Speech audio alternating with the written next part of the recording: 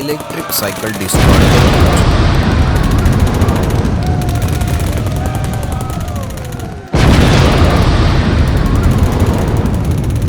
बासरलापुड़ी नाम के गांव में रोहन नाम का एक आदमी रहता था। वो अंधा था। वो इलेक्ट्रिक साइकिल बेचने का व्यापार करता था। उसकी दुकान में एक सेल्समैन था। उसी गांव में जीवन नाम का एक आदमी तरह तरह की चोरियां करते हुए अपना जीवन गुजार रहा था। एक दिन जीवन इलेक्ट्रिक साइकिल पर शॉप पर जाता है और वहां सेल्समैन से कहता है, हेलो, मुझे एक अच्छी इलेक्ट्रिक साइकिल चाहिए। यहाँ सारी अच्छी साइकिलें ही बिकती है सर। तो फिर मुझे अच्छी कीमत वाली, जो दिखने में बहुत रिच हो, ऐसी साइकिल बताइए। जी बेशक, ये देखिए, ये इलेक्ट्रिक साइकिल लेटेस्ट मॉडल है। इसे चलाने में आपको बहुत मेहनत करने की जरूरत भी नहीं है। साइकिल खरीदते हैं चलाने के लिए, अगर इसे चलाने में भी आलस करेंगे तो बीपी शुगर नहीं आएंगे तो क्या बिपाशा और सोनाक्षी सिन्हा आएंगे? फिर भी हमारे ग्राहकों को ज्यादा कष्ट ना हो ऐसे देखते हैं। कष्ट तो वो है जो तुम लोग त्योहारों के वक्त धंधा चलाने के लिए ऑफर के नाम पर कटआउट्स लगाकर ग्राहकों को इरिटेशन दिलाते हो। सर, बिजनेस है। आज तक की कंपटीशन की दुनिया में इतना तो करना पड़ता है ना सर। तुम्हारी इस बात से मुझे एक बात याद आ गई। कहते हैं कि आदमी जो रनिंग रेस का कंपटीशन जीतना चाहता था, वो गिरते उठते दौड़ने लगा। अच्छा, आखिर में क्या हुआ सर? क्या होगा, सारे आगे चले गए पर ये शुरू में ही गिरते पड़ते रह गया। जीवन ये कह रहा था कि इतने में शॉप में एक दूसरा कस्टमर आता है। सेल्समैन उस कस्टमर के पास जाता है। जीवन यही मौका है कहकर उस साइकिल को चुराना चाहता था कि तभी दुकान में जीवन के जान पहचान का राकेश नाम का आदमी आता है। क्यों जीवन, यहाँ क्या कर रहे हो? कहीं इस दुकान में सेल्समैन की नौकरी तो नहीं कर रहे हो? यही अच्छा मौका है कहकर जीवन कहता है, हाँ यार, क्या तुम साइकिल खरीदने के लिए आए हो? ये देखो, ये बहुत ही अच्छी साइकिल है। साइकिल तो अच्छी है, लेकिन दाम भी कुछ ज्यादा ही अच्छा होगा शायद। अरे ये हम दोनों के बीच में दाम का क्या काम? तुम्हारे पास कितने पैसे हैं ये बताओ। 5,000 से बढ़कर एक पैसा भी अगला नहीं है। अच्छा, मैं दोस्तों के लिए अपनी जान भी दे सकता हूँ। तुम मुझे 3,000 रुपए दो, बस मैं तुम्हें ये साइकिल 3,000 में दे दूंगा, ले जाओ।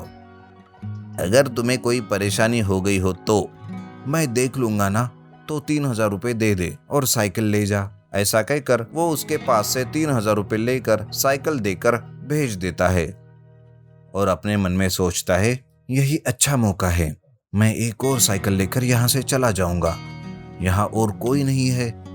वो दूसरी साइकिल लेकर सोचता है, आज के लिए काफी है। अगर सेल्समैन आ गया तो साइकिल नहीं दिख रही कहकर शोर मचा देगा। ये सोचकर जीवन साइकिल लेकर वहां से चला जाता है कि रास्ते में एक पुलिस कांस्टेबल उसे देखकर अपने मन में सोचता है, इसे देखकर मुझे दाल में कुछ काला लग रहा है। ये क्यों इतने जल्दबाजी में जा रहा है? इस पर नजर रखनी होगी। इधर सेल्समैन साइकिल को ना पाकर कहता है, अरे ये कहाँ चला गया? लगता है ये चोर है, इसने साइकिल चुरा ली। अब मैं क्या जवाब दूंगा मेरे मालिक को? ऐसा सोचते हुए सेल्समैन जाकर रोहन को सारी बात बताता है। रोहन पुलिस कंप्लेंट देता है। उस दिन से पुलिस जीवन को ढूंढने लगती है। रोहन का बड़ा भाई देवेंद्र विदेश में रहता था।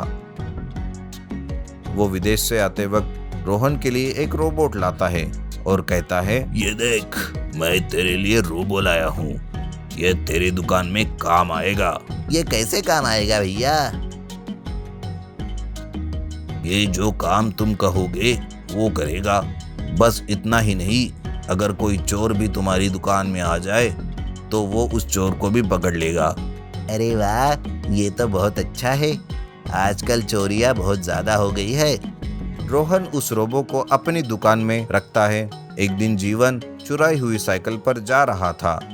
साइकिल की चार्जिंग खत्म हो गई। साइकिल को सड़क के किनारे ट्रांसफार्मर के पास चार्जिंग के लिए वो रखता है। यह देख एक पुलिस वाला जीवन को पकड़ने की कोशिश करता है, पर जीवन वहां दिखाई नहीं देता। पुलिस वाला साइकिल को ले जाने के लिए उस पर हाथ रखता है। वो शॉक लगाकर वहीं गिर जाता है। जीवन आकर पुलिस वाले को देख साइकिल लेकर वहां से भाग जाता है। पुलिस वाला उठकर कहता है, अरे ये तो बचकर भाग गया, नहीं तो मैं इसे पकड़ पकड़ कर आज प्रमोशन ले लेता।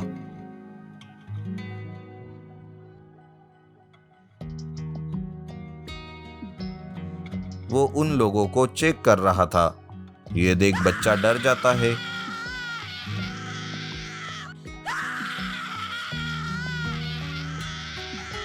इसी तरह वहां दो औरतें आती है। रोबो उन्हें भी चेक करने के लिए जा रहा था कि वो औरतें डर के भाग जाती है। तभी जीवन भेष बदलकर साइकिल चुराने के लिए दुकान में जाता है। वो रोबो को देखकर कहता है, अरे ये तो बिल्कुल हम इंसानों की तरह लग रहा है। मैंने यहाँ तक सुना है कि हम जो काम करते हैं वो सारे काम ये भी करता है। ऐसा सोचते हुए जीवन उस रोबो के गोल गोल घूम रहा था। अगर इसे ही ले गया तो ये मेरे सारे काम कर देगा। अभी नहीं, अभी तो फिलहाल मैं साइकिल ले जाऊंगा, अगली बार इसे जरूर ले जाऊंगा। ऐसा सोचकर दो साइकिलें चुराकर वहां से वो निकलने ही वाला था कि रोबो उसे पकड़ लेता है। अरे कोई है, मुझे बचाओ, प्लीज मुझे बचाओ, ऐसा कहकर वो चिल्लाने लगता है। रोहन पुलिस को फोन करता है। पुलिस आकर जीवन को पकड़ लेती है और उसे ले जाकर पुलिस स्टेशन में डाल देती है। इधर रोहन की दुकान में रोबो आए हुए ग्राहकों को डरा रहा था, जिसकी वजह से कोई भी कस्टमर रोहन की दुकान पर नहीं आ रहा था। चोर को पकड़ने की बात तो ठीक है, मगर ग्राहकों को डरा भगाकर इस रोबोट की वजह से लाभ से भी ज्यादा नष्ट हो रहा है। मुझे इसे डिस्ट्रॉय करना ही होगा। रोहन ये सोच रहा था कि इतने में पुलिस वहां आती है और वो कहती है, आपके शॉप में जो रोबो है वो लोगों को डरा रहा है। हमारे पास बहुत सारी कंप्लेंट आ रही है, हम इसे डिस्ट्रॉय करना चाहते हैं। हाँ सर, मैं भी यही सोच रहा था। ऐसा कहकर वो रोबो को दूर जंगलों में ले जाते हैं। एक इलेक्ट्रिक साइकिल की मदद से उसे शूट करते हैं। रोबोट फट जाता है।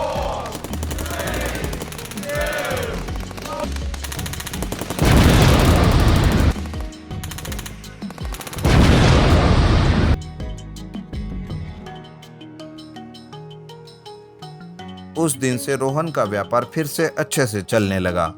पुलिस की पिटाई से बदला जीवन रोहन की दुकान में ही सेल्समैन की नौकरी करने लगा और अपना जीवन गुजारने लगा। अगर आपको हमारी ये कहानी अच्छी लगी तो लाइक कीजिए, आपके फ्रेंड्स के साथ शेयर कीजिए और भी हमारी मजेदार कहानियां सुनने के लिए हमारे चैनल को सब्सक्राइब कीजिए। Thank you.